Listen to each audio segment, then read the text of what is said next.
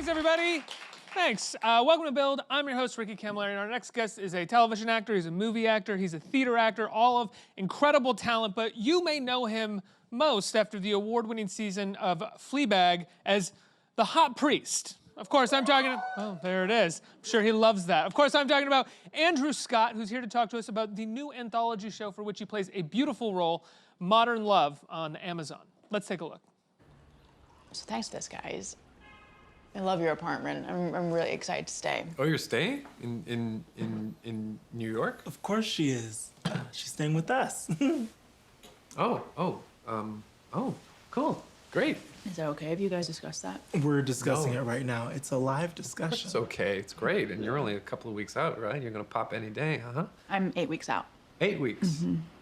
8 weeks. Great. We are happy to have you. It just makes us feel involved. Yeah. Andy's been preparing for parenthood like crazy. So I've turned Tobin's study into a baby room, and I've painted it half blue, half pink, you know, covering both bases. Not that we want to impose our gender stereotypes, God forbid. Let me ask you a question. Oh, great. Yep, go. Baby quiz, you ready? Baby quiz. Yeah. Everybody, please welcome the wonderful Andrew Scott. Hi. Hey. Hi. How you doing? Thank you so much Everybody. for being here. My pleasure. My great pleasure. Good to see you. Good to see you too. What a weird year. Yeah, weird is one way to describe it, certainly. Wonderful, wild. Wonderful, wild, weird, wacky. All the W's. You take this role with Phoebe, right? Who you had known prior to the role. Is that Yeah. Phoebe and I did a play about 10 years ago. That's right. Called Roaring Trade, a small little fringe play in London. So we've known each other for years, and so she called me about this time last year. We shot it, so last summer, and we had this great conversation. And I signed on to it without ever having seen a script. I'd seen series 1, of course. But I hadn't ever seen a script, but we wanted to, tell a very particular type of love story, and so here we all are. I mean, that's really all you need to see with her. Even if you had only seen the one-woman show that she did with that, she's so clearly a writer of immense talent. That, well, it's the thing that I always really look for. I always want to have like a genuine autographed voice. It doesn't matter where it's in the theater or in the movies or whatever. That's what you're looking for as an actor. You want a really distinctive voice, and that's exactly what she has. And I think what's so amazing about Fleabag is that it's so theatrical to a certain degree. You know, it's got really long scenes. It's something that people haven't really picked up on, but some of those scenes are really lengthy for TV. I mean, the first episode of this well, it's one one scene. scene exactly. Yeah. And she's not scared of the grand gesture and all that kind of stuff. So it's been wonderful that people have responded to it so much. Like I've been walking around Manhattan for a couple of days talking about Modern Love. So it's been brilliant to talk to people in the street about Fleabag and I mean, you have another authorial voice sort of running this show as well. He's does a number of the episodes. You wrote and directed the one that you are starring in. Yeah. And that's John Crowley, who John Carney, John Carney. Oh, yeah. John Crowley, I think, just did The Goldfinch and Brooklyn, absolutely, right? another brilliant. He's another Irish director. So I see where you're. Sorry, guys. But John Carney, and I think this goes back to Phoebe a little bit. Is there is a very distinct authorial voice, but also there is just clarity. A great writer sometimes just means that you are clear and distinct, and an actor can look at the script and be like, I know what to do with this. Yeah, and it's not TV speak, which is my absolute pet hate. How do you define TV speak? Well, when people say things like, I knew I'd find you here, or absolutely. There's just something I need to do first, or whatever. Those things that people just only say on television. Right. You want somebody because we all have this. I'm obsessed with language. Ever since I was a kid, I've always been really interested in the weird way we speak. Everybody has.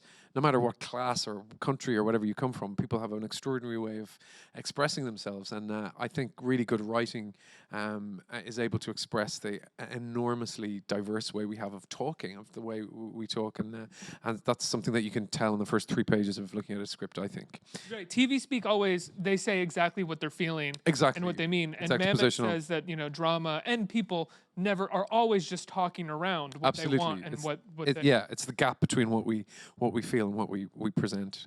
I always find that's what's actable. It's genuinely what's actable. You can't really act exactly if you're exactly as you say. If you're just saying what you feel, there's nothing really to act. What's really interesting to act is that I feel this, but I'm going to present this, or that the audience has to do a little bit of work. Subtext, text and subtext. Yeah. Exactly. Yeah. With Carney, what's so interesting to me, it's he's Cameron Crowe like to me in a way. Yeah. Or the characters are speaking things that they feel that most people would not say, but he somehow finds a way to construct a scenario where it is both like lighthearted or emotional, and you're never really questioning it. It rides this very fine line. I think that's true, and I think that a little bit like Cameron Crowe, he's really obsessed with music. And what I liked about this little script, that's based on these wonderful modern love columns in the New York Times. So it's not based on a novel. So it's sort of a 25-minute movie to a certain degree. So you've got to kind of get the columnness of the column in the show. So it's good that they're short little films, and that's what I liked about it, because you get a lot of, I suppose, bang for your buck. You get to cut out a lot of the stuff that's not necessary to tell a story. And your story is about two partners who decide that they want to have a child, and in order to, they find a surrogate who is it? Would you call it? Is it a surrogate? Yes, to a good degree. Yeah, absolutely. It's an open adoption. It's right. a woman who is a free spirit, played by Olivia Cook. Wonderful Olivia Cook performance. Yeah. How did you get involved in this? Did Carney know? Had you worked with him? Did you? No, we'd never worked together before. I know him because he's from the same city that I'm from. He's a Dublin man. He just sent the script, and it was just after Fleabag. I was really intrigued. I've always found New York the most romantic of places. It's a very cinematic place to my mind. Fascinating, because I live here. Well, we can talk about. All right, you disagree? I find New York to be, and I love New York. I love the culture of New York. I love that I can step out of my house and go see a retrospective movie, or go to the theater, or go to a concert. But at this point in time, I find New York often very suburban, and at the same, and suburban in feeling, and also very extremely bourgeois. Right. I'm hosting an internet talk show about TV, so I am a bourgeois myself. But I am one of those annoying people who fetishize, 80s Lower East Side and periods of New York City. I hear you, yeah. Well, maybe that's probably where a lot of my references come from, just running down with a big sort of camera on a track, shouting at night in the Lower East Side. This is sort of an actor's dream, isn't it? Yeah. It was really, really brilliant to be able to do that. And and I like the fact, it's an interracial couple that we play. It's a gay couple that we play. I like the fact that isn't, it's sort of, that you're not playing a theme, that actually sometimes those things, you have to play exactly what your own experience is, and I like the fact that those who that's the kind of biographical nature of the character, but that's not what the story is about. The story is about, a family and how you make a new family. And it was a really sweet thing to do. Yeah, there's a quote of yours that I stumbled across while I was, doing cursory research for this interview, which is that about being gay, is that we've reached this point where it's no longer, essentially a sin or something that is frowned upon, nor is it a virtue. It's just a fact. And I think it is approached that way in a lot of ways within this piece as well. Yeah, absolutely. I don't think, it's not something that, sexuality to me isn't something that you can cultivate. It's not a talent like, playing the banjo. You're either, it's like something that you have. So one guy's like, I disagree, sir. I am quite good. No, that's sex. I'm talking about sexuality. They're distinct in that sense. Being good at sex is something you can cultivate, I think. But your actual sexuality is something that you're born with, and it's So of course it's not a flaw in our thing. Thank God, it's not. Mercifully, it's not seen that way anymore. But it's not a virtue any more than being straight is, or any sexuality is. And so that's the thing I suppose I find sometimes important to remember in looking for work, no matter what the sexuality it's not something you can play. It's not something you can play. When you get a script like for this episode, are you looking for that in a way? Like, how are they? How are these two gay characters being treated? Is this script treating it like a virtue or like something else? Is it fetishizing it in a way rather than just telling the story of this relationship? Yeah, I definitely have antennae up for that. Yeah. Like you do with a lot of things. Like you do in a lot of, I think they'll do it accidentally, I think. You often, do. Or purposefully if they're really bad storytellers. Well, it's something that I've spoken about a lot in relation to the hot priest, as it's been known. The hot but the priest character, it's the character as written is called the priest. It's not called the hot priest, because if it was called the hot priest, if I got a character, I like. She referred to him as the hot priest? She calls him. She says, "Oh, that he's quite hot, that priest." Right. Okay. So it's a requirement for the audience to believe that the character finds him hot, but it's not a requirement that the audience actually find him hot themselves. And the only reason I say that is because I think we've got to be really careful sometimes in the way we use language. If I got a script last year where it was a female character and she was described as 8 out of 10.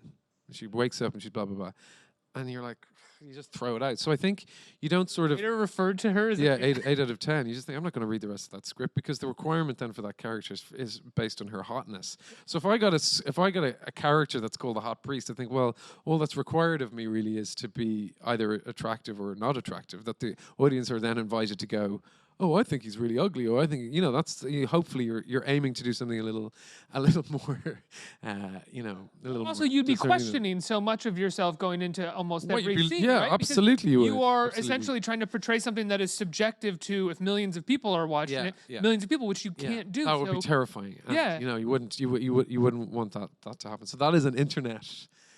That is something that's happened with the internet. But then people don't. What's so funny about the internet is that you see all these extraordinary, extreme things. Strangle me, hear my sins, and all that kind of stuff in the internet. But people in person, they're just like, oh, very much enjoy your work. There's all that stuff. You don't really see any of that. no one approaches you, Yeah, like you don't gets in see front it of me and is like, tell me to get on my knees. That's all beneath the surface, for the most part. You can see it in their eyes when they're saying, I love your work. Sometimes you can. Sometimes you can. But yeah. It's interesting though, because I mean, just before we were started, you have been acting since your first credited role is like 1995 or something. Right. like Yeah. that, Yeah. right. Yeah. And you've won an Olivier Award, right? And you've worked with incredible directors over the course of your career, done an amazing amount of work, and now you are the hot priest. And that is not all you are, but for this period of time, For this period of time, you are the hot that's priest. what I am. Is that? How does that feel? Is it just mostly great? It's there's a question and a half. Is it just mostly great? Do you know what it sort of is? What's really interesting is when I was a young actor, I was really obsessed with the idea. I had a little Irish innocent face, and I thought within me, I want to play a villain. I really want to play a villain, and I wasn't getting opportunities to play a villain. And I thought that's something that I felt was sort of within my gift, as it were. And then I got to play a villain. I got to play a villain in Sherlock, and then for a while it was Moriarty. Moriarty was a very strong character, and then of course your concern is, because as an actor, what's interesting to me about being an actor is exploring all the different sides of yourself. So you think, I just don't want to just play a villain. So I actively went out to sort of say, I'd love to play something romantic. I think romantic comedy is very underrated. So Fleabag really was a gift, really, genuinely. And also, there's not going to be. He's not a villain or like an amazing. No, so no, you're absolutely. not walking away from that getting typecast as No, a absolutely, priest. for absolutely. future And roles. so what happens then is you're Moriarty for a while, and at the moment I'm hot priest. That's good. It's great that the characters have a thing, but you have to be quite ferocious as an actor to sort of, you don't want to be playing any more priests. You don't want to water down. I really want to see you in the collar. Yeah, so we'll see. Next year I'm going to play Tom Ripley next year in I can't wait. in a thing. So that's going to have its own that's its own challenge, and that's quite an iconic literary character. So I want to do that justice. Might also be the first open actor to play Tom Ripley. Open actor. Openly gay actor to play Tom Ripley. I mean, I don't think any of the previous ones. I'm not assuming anything about them per se, but it's that iconic gay character. Yeah, he's I would call him a queer character. Excuse me. Yeah, not to be overly genuinely, because that's very tedious. But I think that's one of the fascinating things about that character is that he's got an otherness to him that isn't. To my mind, I don't think you can label too easily. I think that's why I would describe. I love this rebranding of the word queer as a sort of something that you can't quite define. I think that's kind of exciting. But so yeah, that's one of the questions actually that is to be explored about what that is. And sometimes labeling characters, I think, can be reductive, and sometimes it can be the opposite of being reductive. So we'll see. I haven't delved into that too much. And I think some Started shooting it yet? Or? no, or even sort of getting into to prep for it. But it's always it's what's really fascinating. For some reason, I've always, particularly of late, got into playing these quite famous characters, and what you have to be really defensive about is, it's just sort of is kind of breaking down what people's preconceptions of characters are to a certain degree. Do you know what I mean? And again, like when we're talking about autographed writing, is to have a sort of a sense of autonomy over what you bring to a character. And so, you know, sociopath or him being a gay character or whatever, I'm sort of already, you're like, okay, I have to sort of find out what I'm going to find out, almost to be completely ignorant about it and forget what people's preconceptions of the character, even if they're sometimes correct. I played Hamlet a couple of years ago, and that's a really fascinating challenge, in the sense that you have to really try and unlearn the most famous play that's ever been written, and you have to go and you've got to try and sort of be ignorant and go, oh my God, do I know that because I've read that, or do I know? You're going to sort of start again, and that's the way with all these kind of amazing characters. When you sort of have to babysit them for a while, you've got to go like, what am I going to teach them from my own experience? And that takes. You have to remove all the categorizations and all the definitions that have been placed on them. It's like you said about Ripley, sociopath or gay. Like you can't do, a 1 hour show comprised of multiple scenes and different emotions if you're only thinking about him as these two things. Well, then you're just making a photocopy of a photocopy of a photocopy. Do you know what I'm saying? You got to go, why are we doing this again? What is it that I can bring to it, and that we can all bring to it, all the people who are making this show? Like, what are you going to do that's really personal? That's your job, I suppose, as an artist. And I've always really been quite. I've never been reluctant to call myself an artist as an actor, because that's what you're doing. You're putting your own interpretation on things, and I think sometimes there's a fear with actors to sort of say, "Oh, I don't want to come across as highfalutin or whatever." But I've no problem with that, really. To sort of go, well, look, you got to put your own stamp on it, and in a way to be sort of respectful of these famous characters, Hamlet or Moriarty and Sherlock or Tom Ripley, whoever, but not overly reverent. Otherwise, there's no real point in doing them at all. I also read a quote where you said you don't like to do that much research. No, I'm not really. No. Not because I'm lazy. But that makes sense. That in a lot of ways that makes sense to me, and it makes sense to do research as well. But if the thing is written really well, absolutely, you know what the character wants in that moment, in the scene, and whether or not that character 35 years ago was, exactly, and like who played it at what point? Hut. Absolutely, I feel like the script is the first. You reading a script for the first time is the first. It's a very pure reaction to the story. You're the first audience member, and you go. Okay, so if that is really deftly done, your job is to serve that script. I don't think it's possible to make a really great movie out of a mediocre script. I think the script is really the Bible for me, and so sometimes I disagree with that. But yeah, right. Do you? Yeah. Yeah. I mean, I think it's like I think a great director can take a mediocre script, figure out certain things on set, and I also think a certain amount of magic can happen. I often think, on the flip side, great scripts or things that read really well sometimes don't make good movies, because a script needs to tie everything up really well. Yeah, it's a marriage between so many different things. And oftentimes, if you watch a movie where the director was too beholden to that very tight script, you get something that is just too much of a neat bow. Yeah. I still disagree, but anyway, that's okay. But that's all right. We're allowed to coexist on this planet.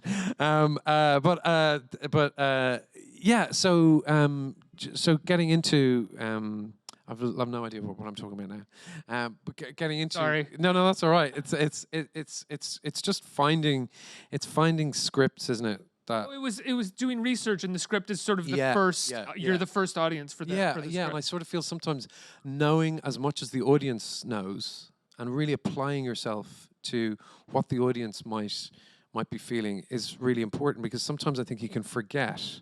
Do I know this? And then you think, yeah, but that's not actually there in the as written, and so I like to keep it simple. I always say, when we're kids, we find it really easy to play.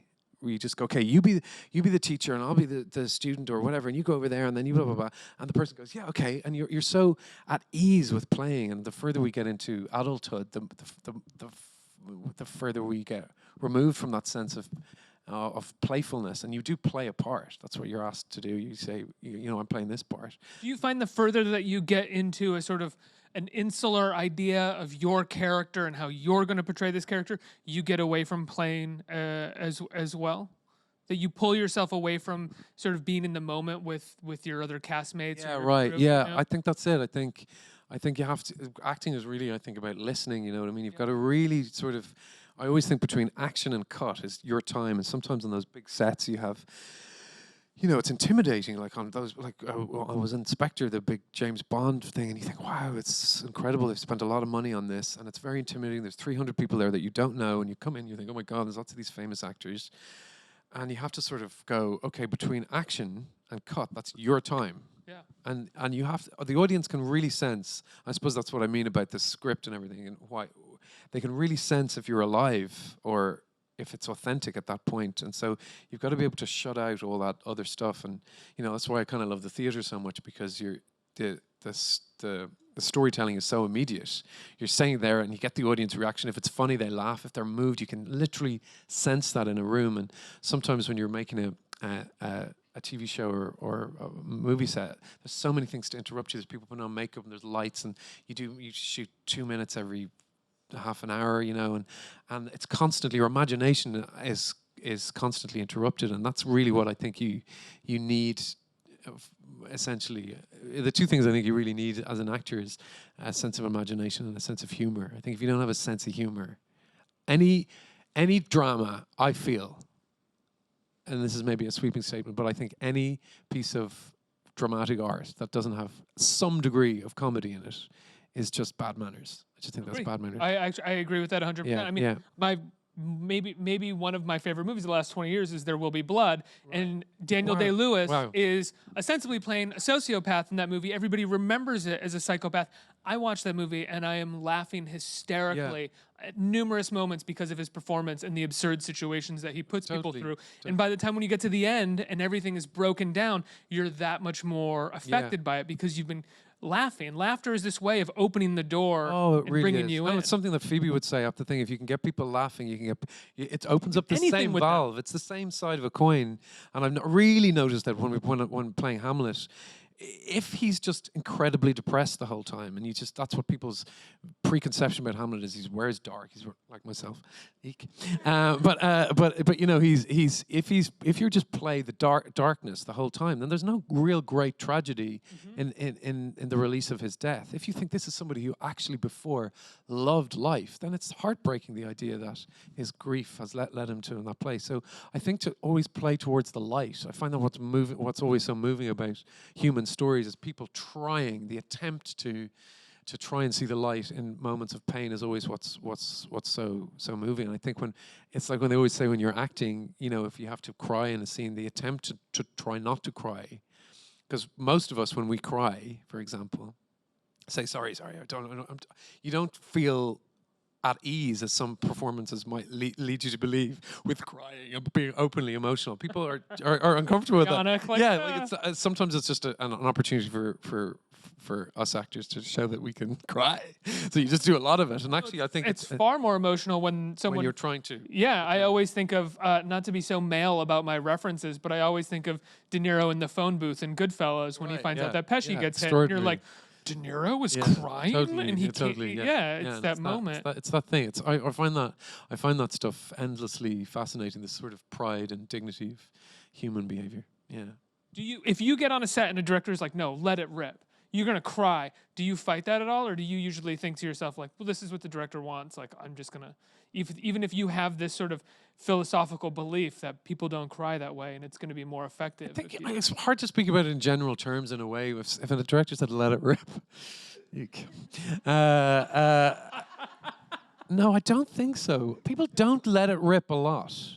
Unless you're playing somebody who is... The director behind the camera is like, Let it rip! let it rip, Andrew. Let it rip! Let's see those tears. Let's see them. Well, you know, I've worked with some directors who've been like, I like it when it comes out of one eye. And you're like, you know, really controlling. It's just beautiful when it just flops. And you said it on that line. Is there any way you could? You just think you're insane. You're an insane man. Get the drops, call action as they get in my eye. Yeah. No, crying is such a weird. It's such a funny thing. It's sort of fetishized crying, I think, on Especially for screen. actors. Yeah, it's a sort of a. It's like, oh my god, it's real, and then it's. But laughing, I suppose, is it's to me, it's the same.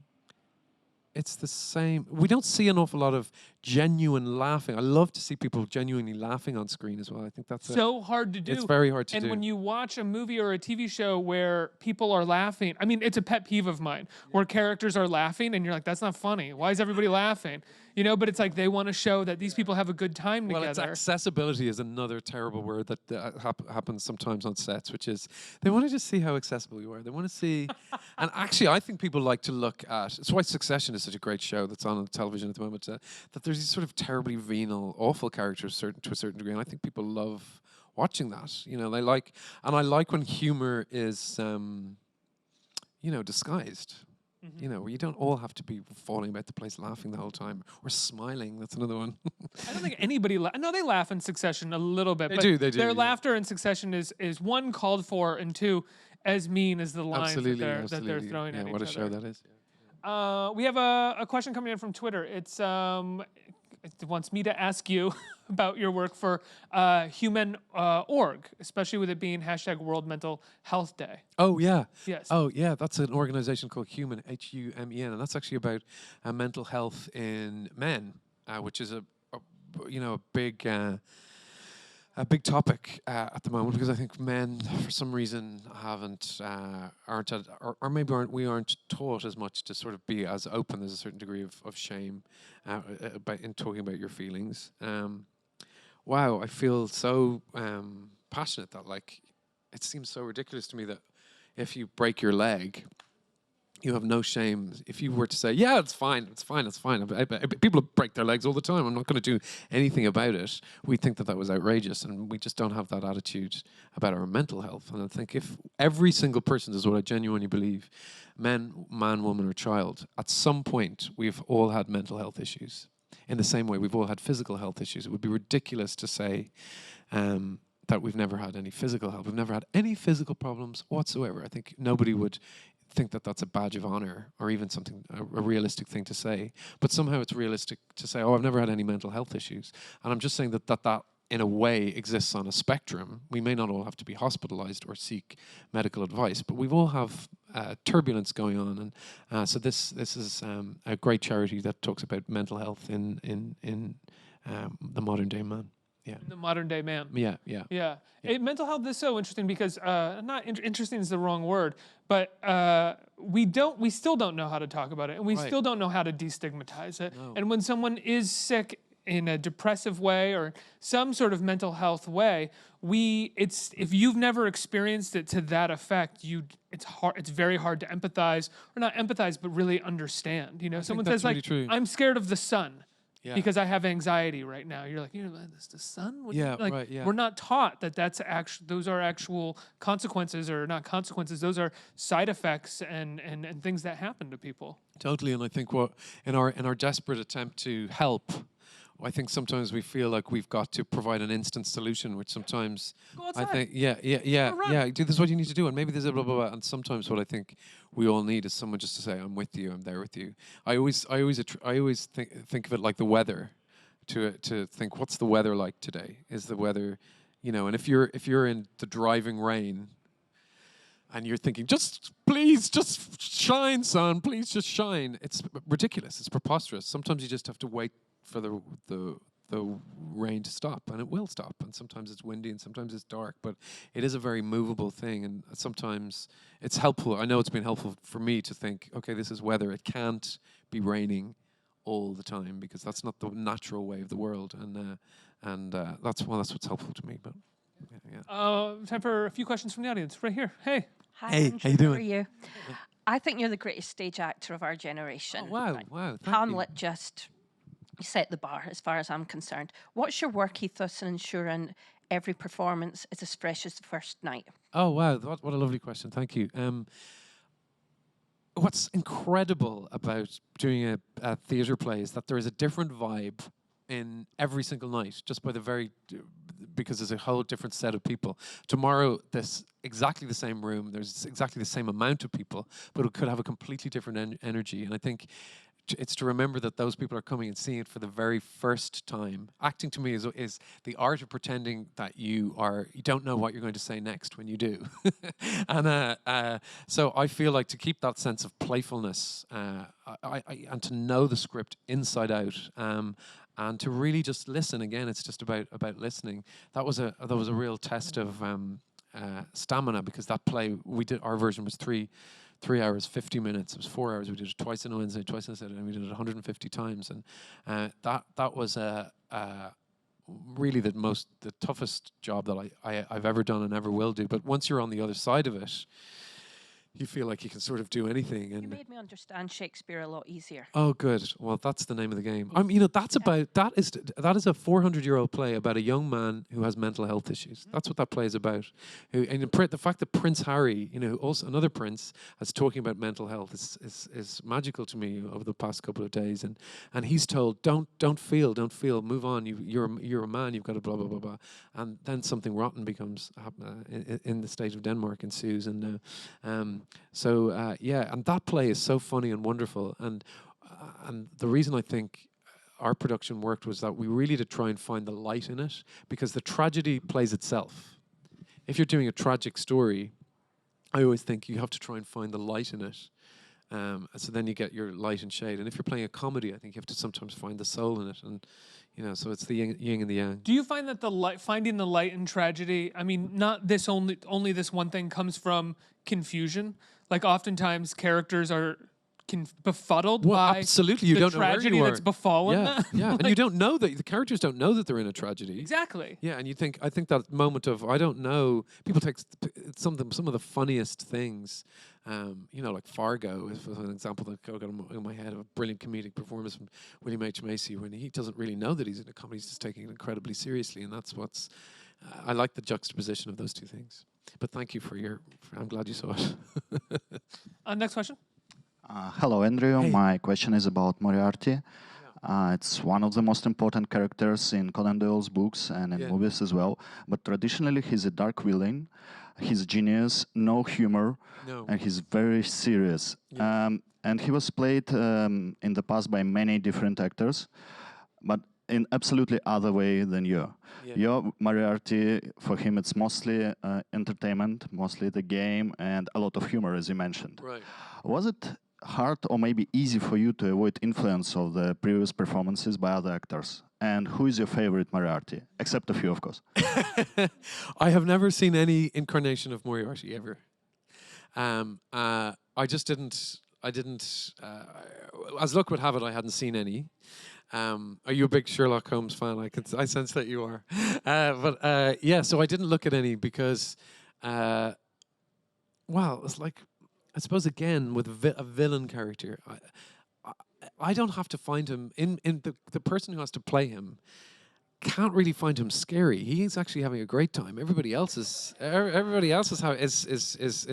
terrified of him, and that work is sort of done. I was very, very defensive of the fact that we shouldn't overuse that character. That you shouldn't have him around too much. He shouldn't appear too much. They spoke about him a lot. You had a sort of sense of him, which is much more. And so then when he appears, you should get a lot of bang for your buck. And we did a lot of, or I should say I did a lot of editing where I just didn't want him to talk. You wanted him to have great lines and a real sense of joy and playfulness. They wrote it really beautifully. They wrote that script was so beautifully written. And I think because the television audience didn't have a relationship with my face, I wasn't well known on television over there. I think that really helped. I think because I didn't look like a villain. It's nearly 10 years ago. I was in my early 30s and I looked younger. I think that you think, oh, that's not the villain. But when that first came out, there was a lot of people who didn't like it. They wanted. That's what you always hear. This is the way this character should be. This is the way you have a lot of, particularly with the internet, and people were some people didn't like it and some people did like it. But I think again, if you're going to do stuff, you've got to do it with your own sense of. You've got to be quite courageous to a certain degree without being willfully perverse about changing something, but just to go, well, what's my instinct? And some people really responded to that, and some people didn't. And so, Have you watched any? Have you gone back and watched any of the Ripley performances? Had you seen them prior to this? Yeah, oh no, I saw the movie. Yeah, 20 Years is a Wonderful Movie. Yeah. You're not going to rewatch it. I'm definitely not going to rewatch it because I remember they were brilliant. Yeah, it's a very, very, very good movie. Yeah, it's a great movie. And but what I'm really excited about is this. We've got 8 hours to talk about him, and so it's the scripts are absolutely stunning. They're by Steve Zalian, who's a genius scriptwriter, and he's just written this movie, The Irishman, which I believe is absolutely wonderful. And he wrote Schindler's List and Gangs of New York. He's an incredible writer. So the script is everything, and they're so funny, and the character to me is so vulnerable and wonderful. And I'm just trying to sort of. Is he directing as well? He's directing as well. Yeah. Amazing. Yeah. Next question. Hey. Hi again, Hi. Andrew. Hi. I wanted to ask, what drives you the most in acting? Somebody once told me that for them, in a way, there's no greater high. And I was wondering if that's the same for you, or if you feel that it's more of this flow that you get of going like over time from one role to the next, and just that's what makes it enjoyable. Wow, that's a really cool question. The thing that I find, if there was anything that I would say is a sort of lowest common denominator in all the work that I look for, it's the idea of vulnerability. I really do believe that people's ease with their own vulnerability matches their happiness levels. So I think that all human beings are vulnerable by the very fact that we don't know for definite. We can have faith, but we don't know for definite what's going to happen to us after we die. Do you know what I mean? We don't know. So we're all vulnerable in some way, just for that question alone. And so I therefore start with every character thinking, well, that character has some degree of vulnerability. You know, the people who I think don't show any vulnerability at all, like Donald Trump, for example, who's just somebody who goes like, well, you just would never say I made a mistake, or to me, that's somebody who is very mentally has some sort of mental dis-ease, and that's. That said, sorry. Yeah. No, Sorry. go ahead. Because of that, I think he shows extreme vulnerability. Oh, I mean, of course. The vulnerability of like a genuine human. Absolutely. But because of his arrogance and his inability to admit those things. Totally. And bumbling, rambling. And it makes him absolutely fascinating to watch. You think, how can you even? When is this going to crack? It is crack. Yeah, absolutely. And you think, and it also becomes weirdly comedic and awful and ghastly and all those things, and you literally can't look away, even if you want to. And then there are other characters who are completely open and don't mind showing their vulnerability and their childlikeness and their wonder and their awe and their joy, and so they all have that in common. And so for something like Fleabag, that was a character I think is actually very open, beautiful character. And you can sort of see between them that there's this incredible joy and chemistry and a sort of love of, he loves God and he loves his job. And he also immediately loves this woman. I think Phoebe and I often said that they just fell in love with each other almost immediately, which I think sometimes we do. That they just suddenly saw someone and they thought, I love that person immediately. You don't really know why, and I like that there's that vulnerability exists in all humans, and therefore all the characters that there are to play. So I hope that makes sense. Did you find that part of his arc was that he was immediately open, and part of the arc is that by the end he has to close himself off a little bit? Beautiful way of putting it. Yeah. I really do think that's exactly what it is. That it becomes.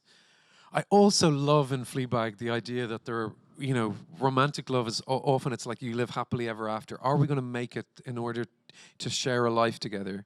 And so many of the love stories that happen to all of us, I think there are people that come into our lives that maybe can come into our lives for 3 weeks, and they have lifelong effect on your heart and your soul. I really do. That you could think of them, and so that love isn't about the length of the relationship, but the potency of the feeling. And I love that sort of dramatizes that in Fleabag. I think Phoebe is she's been called a great feminist writer, which of course she is. But I think she's a wonderful humanist and a sort of a philosopher to a certain degree. And I love the fact that she recognizes that comedy has to have great pain in it, and that tragedy has to have great lightness. I love that those two things can exist in 24 minutes. These perfect episodes, particularly in the second series. I think it's something I'm so proud to be associated with. Yeah. There's one more audience question, but I do want to go to something before I forget, which is that you've worked with Sam Mendes a few times now, right? Both in theater and in Spectra. Spectra. And you are in his new movie, 1917. 1917, yeah. Which is shot as if it's all one shot. Obviously, it's not what it is, but that's how they constructed it. What was that set like? What was that whole process like? It's scary because, when you make a movie, usually if you forget a line or, you're smoking, your cigarette doesn't light, you think, oh, it's okay, we'll cut around that, and we'll actually, if the performance wasn't as good in one take, you go closer and they can take it out of another thing. And in this, because it's only one take, I always was imagining once I took the huge amount of cameras and extras and everything around, that it was kind of like filming something on your iPhone. It's like, how would we film this situation now with one camera? How would we do that? And you'd have to choose, well, that's the question. We want to see that person. When an audience member is asking a question, we want to see that person's face in order to tell the story. So it has to be a perfect take. So if it's a 9-minute long scene, you have to get it perfect. That means every extra is in the background has to be on point. The camera has to be thinking. Your cigarette has to light. And you could get to the end of a 9-minute take and your cigarette wouldn't light. Did that happen to you? It didn't, but it was something similar happened. Yeah. But where you think, so it's like you have to do loads and loads and loads and loads of takes. And in a sense, that's kind of what a play is. The play is that every night. I mean, what excites me so much about 1917 is I think that Sam Mendes is a fantastic filmmaker. I think he's a genius theatrical director. Yes, yeah. And seeing him meld those two, which I think he's done here and there in some of his movies. Yeah. But him actually bringing those two parts of his brain together, I'm so excited to see how Yeah, me too. I haven't seen the film yet. I've seen little bits of it, but I love the idea that he's playing with form. It's been shot by Roger Deakins. He's a genius cinematographer, and it's a beautiful story, and it's got this incredible cast in it, and so hopefully that will be a good one. Now, you've done theater with Sam before, right? Yeah, here in New York. Yeah. What, it's a general question of what is it like working with him, but I have talked to other actors who've worked with him specifically in the theater, and one of the things that they say is that no one gives better notes than Sam Mendes in some ways. Like, he doesn't always do it, and he just knows exactly what to tell you. He's got an incredible visual sense. Right. I remember we were doing a scene, and there were three of us, and he was like, "You are in the wrong place." So it was really interesting. The play that we did, it was around the time of the Iraqi War, and Julianne Moore and Bill Nye. Julianne Moore and I played a couple, and she brings her boyfriend. I bring my girlfriend, Julianne Moore, back to meet my English father, who is very anti the Iraq War, and Julianne played somebody who was in some ways understanding of why the Iraqi War happened, and so I played a kind of a character who was a bit like, I can see both sides, which is quite a difficult character to play because they had these incredible articulate things to say. And we were sitting around in this English garden, and Julian was there and Bill was here, and I was on the corner, and I was having a difficult time and he was like, and I was sort of trying to interject, and in a way with the weakest things to say at the point, he was like, you have to be at the center of that scene listening, because that's actually the scene, because otherwise then you're not really in the scene. And he's got and actually in just understanding that volume needs to be brought up. It's like a sort of like a sound mix almost. That you have to bring that. I mean, that's a perfect director. It's a perfect director, exactly. That you think that person, otherwise there's no point in it. Just becomes the character loses all his strength, and actually to play a character who listens, who isn't particularly articulate, is I find that difficult. It's a difficult thing to do particularly on stage, which is where the playwright is everything, and the words are the most important thing.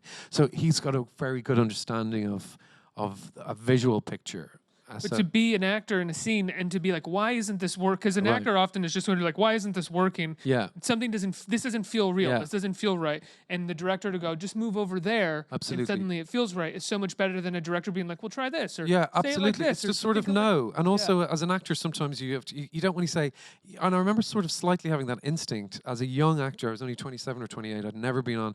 And I kind of thought, I think I'm disappearing from the scene.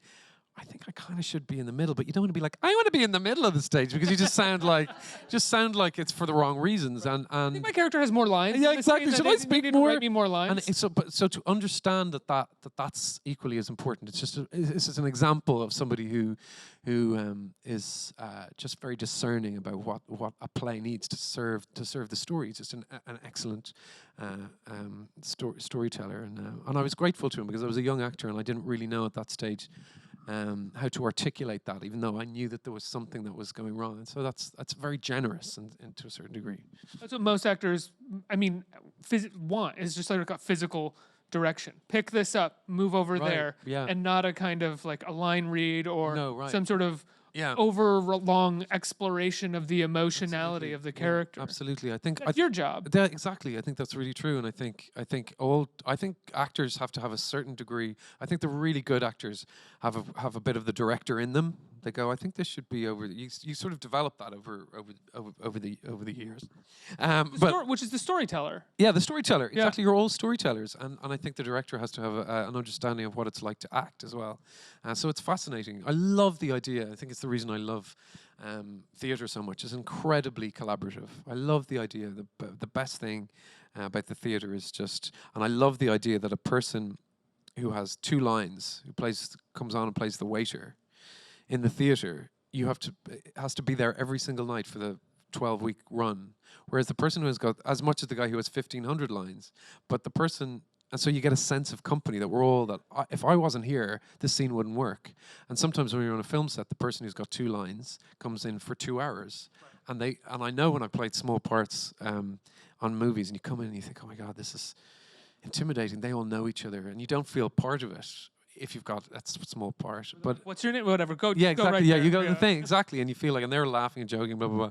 Whereas if you've got 2 lines on a play, everybody knows you're sharing a dressing room, and you're there every night, and everybody knows about what's going on and who's dating, and if someone's got a new shirt, you see that at the warm up, and I love that. And I think that's a great training ground for understanding why we do it. Is why I think theatre is important to understand. It gives you a sort of humility in a sense of storytelling at its purest form.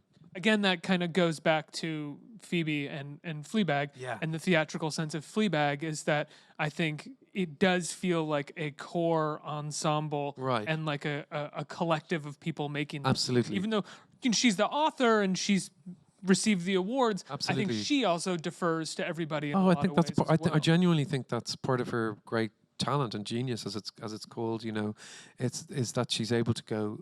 She's able to listen. She's able to listen. What I always think you want is a benign dictator. You want somebody to go, oh wow, that's who's generous, but who goes, but this is the decision. Right. You need somebody in charge, and I think some of the most unhappiest sets that I've been on is when you feel there's nobody really in charge here, or else it's done a lot by committee, and you think 7 producers. And there's no authorial voice, and I think you need to have an authorial voice, and then people are happy to slot in within there, and then people feel I'm serving my role in the thing, and everybody's got a role, whether it's somebody who's holding the boom or somebody who's directing the entire thing. Right.